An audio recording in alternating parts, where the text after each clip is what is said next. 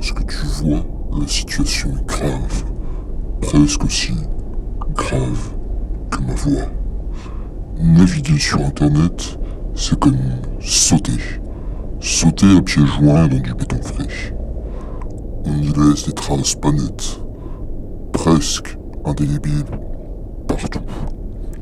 Partout autour de vous, il y a des gens sur Internet qui vous guettent, qui vous épient, qui voient vos gestes.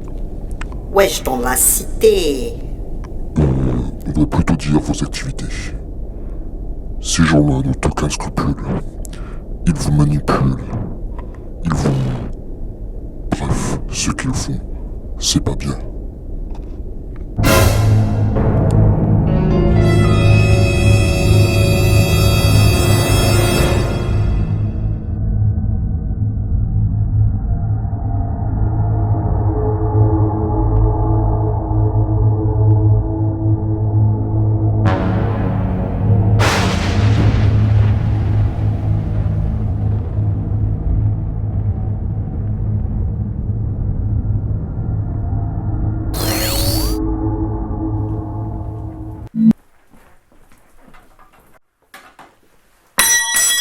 Oh, vous m'avez fait peur. Attendez 2 minutes. Porte du lycée, midi 34. Ouais, c'est marrant, ça fait 1, 2, 3, 4. C'est cool ça. Bon, aujourd'hui, mes petits internautes, on va parler du Big Data. Big Data? Ça me fait penser à Big Brother. Big Brother, c'est Pascal le grand frère, ça, non? Mais non, le roman de George Orwell, 1984. Ah, ça me dit rien du tout, moi, Georges le grand frère. Dans le roman, un dictateur, connu sous le nom de Big Brother, surveille toute sa population par l'intermédiaire des caméras, de la télévision. À l'époque, ça paraissait complètement... Chelou. Oui, mais maintenant, ça devient réalisable. Tout ce que vous laissez traîner sur Facebook se retrouve sur un gros serveur. C'est ça le Big Data. Vous connaissez certainement l'Apple Watch, la petite montre qui vous donne l'heure, qui vous donne à manger, qui vous donne vos résultats scolaires, qui vous donne les réponses à l'interro de la semaine prochaine. Eh bien, en fait, toutes ces données sont récoltées par un gros serveur qui est parfois plus gros que votre maison.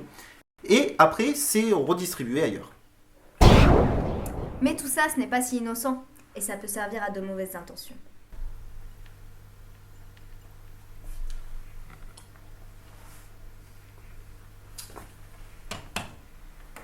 Hey, tiens, salut! Bon, vous êtes prêts? Allez, c'est parti pour la première partie. Ah, ça marche pas.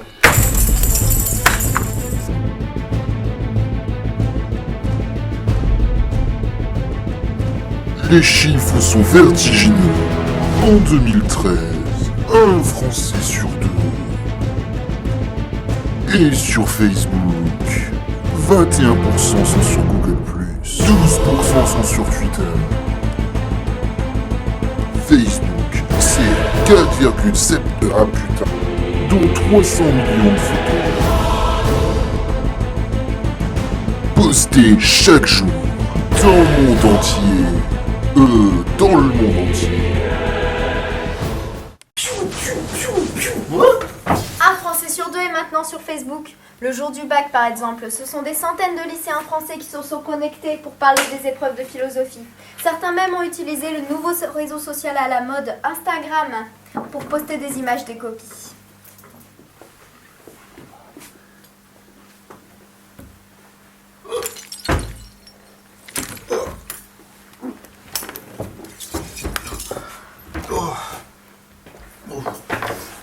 Alors, en 2015, il y a 20 milliards d'objets connectés. Les objets connectés à Internet. En 2020, ce sera 50 milliards selon certaines estimations. Ça représente 1300 fois la distance Terre-Lune avec des iPhone 5S empilés. Soit 3 fois la distance Terre-Soleil. Imaginez, il faut mettre le dernier sans le brûler.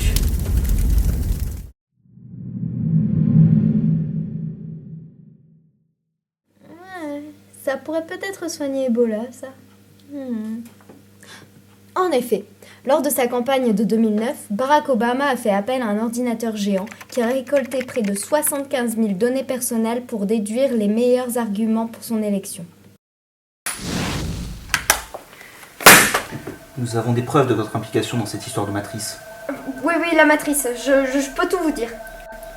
Mais comment donc qu'ils font-ils ça? Bah, avec une matrix.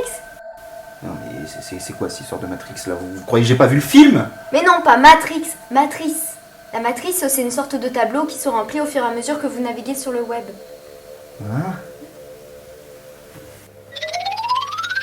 Ça, c'est votre matrice.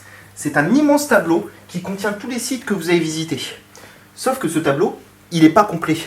Pour le compléter, on va regarder les matrices d'autres personnes qui ont visité les mêmes sites que vous.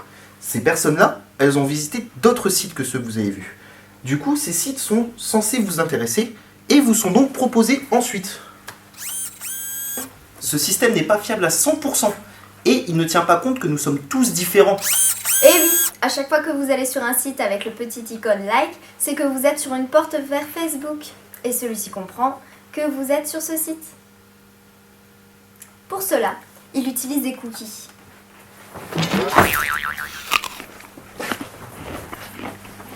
Ainsi, le tableau Facebook se remplit. Et il est comparé ensuite à d'autres tableaux similaires qui permettent de prédire vos comportements, de prédire les pages que vous allez aimer ou de vous proposer de la publicité ciblée. Cette technique de matrice est aussi utilisée par Google Plus et Twitter. Sortez de la matrice!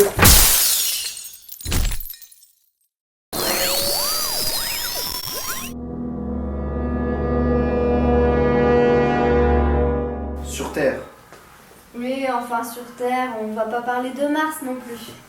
Oui. Sur Terre, t'as quand même 7 milliards d'habitants, dont 6 milliards ont un téléphone portable. 6 milliards sur 7 milliards? Ça fait 6 personnes sur 7 qui ont un téléphone portable. Et dans tout ça, on compte les Africains, les Américains, les Chinois, les Japonais, les Européens, les Suisses, les Libanais. Oh, c'est bon, t'as assez entendu.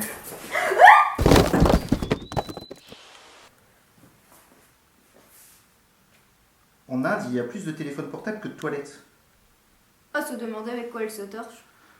Aux USA, les entreprises ont en moyenne 100 téraoctets réservés à la conservation de données personnelles. C'est bien tes téraoctets, mais ça représente quoi?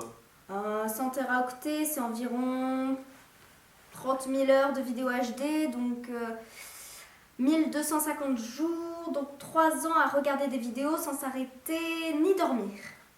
Tu te rends compte, ils ont des heures à perdre ceux-là en fait. Mais tout ça, c'est géré par des logiciels et surtout exploité par des sites web.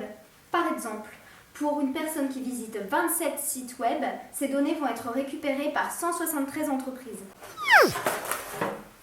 Ça explique comment les disques durs se remplissent, tout ça. Aussi, 30 milliards de statuts Facebook sont partagés chaque mois. Pendant les 30 secondes qui suivent, vous allez entendre 60 fois le son que produit Facebook quand un statut a été posté. Allez, c'est parti.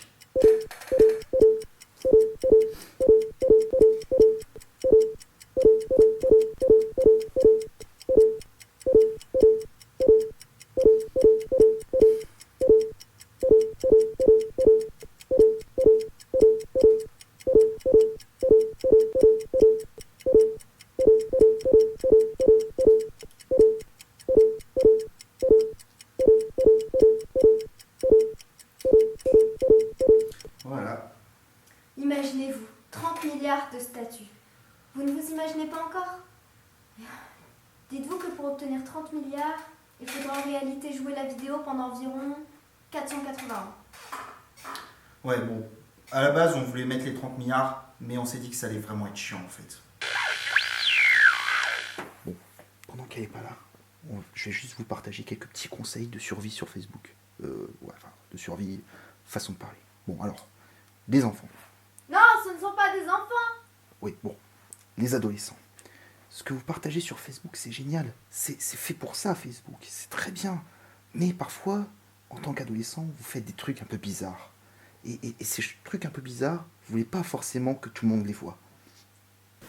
Si vous vous inscrivez sur un site communiste, bref, Facebook ou n'importe quel autre site qui vous permet de partager des informations avec les autres. Ouais, enfin, on se rapproche à peu près du communisme. Oui, bon, bref. En général, ces sites vous permettent de gérer vos paramètres de confidentialité. Prenez le temps de cliquer sur le petit cadenas et de les configurer pour expliquer au site qui peut avoir accès à vos informations. avant de poster quoi que ce soit, avant de... Balancer sur ta vie, wesh. Et en parlant de balancer, fais tourner l'info. On a tous ce pote un peu chelou qui essaie d'accéder à notre compte pour nous faire des blagues hilarantes, pour se faire passer pour nous.